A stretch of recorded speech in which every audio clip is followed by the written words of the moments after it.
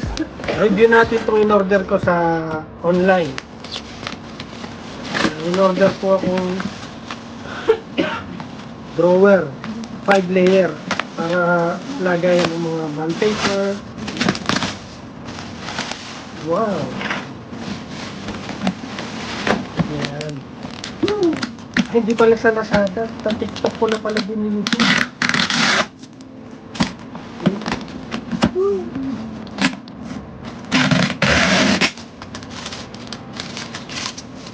Malaki, maganda. Dati kasi binili ko lang 3 layer. So, review natin to. Okay. Itong brand, Class. So, yung transparent na puti ang ating binili. Oh, alis ah. Ganda packaging. So, portable drawer 5 layer 5 layers. See? Sana hindi siya sira, walang basa-basag. Hindi siya mabigat.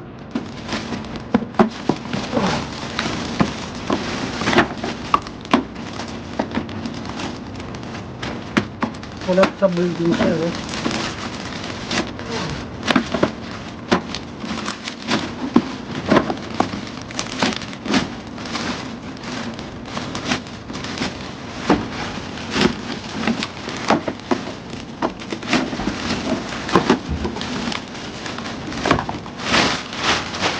Yun. The brand is Class. Okay.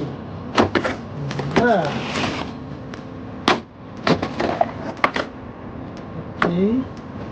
So, ayan ang materials niya. Plastic. So, maganda klase, ha. So, kasyang-kasya dito ang size bond paper na legal size. Yan. Para hindi kalat yung mga bond paper natin. Is may lagayan na. So, nakikita nyo yan. Diyan lang nakalagay yung mga bond paper natin.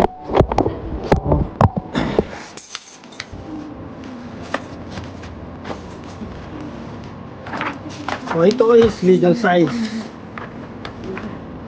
Check natin. Yun, swak na swak. Oh. So, organize na natin yung bond paper niyan. So, prove. Okay. Actually, pwede pa itong patungan eh, taasan eh. Kasi na, ito, detachable to eh. Yan.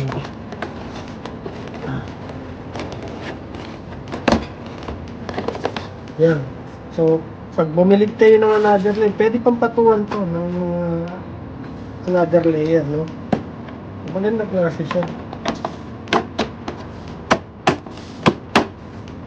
Yan. Medyo mahal, pero maganda na rin. Okay? So, yan. Bumili na rin kayo ng mga drawer para organize ang inyong mga papel, no? Papers, paper, ang mga papel.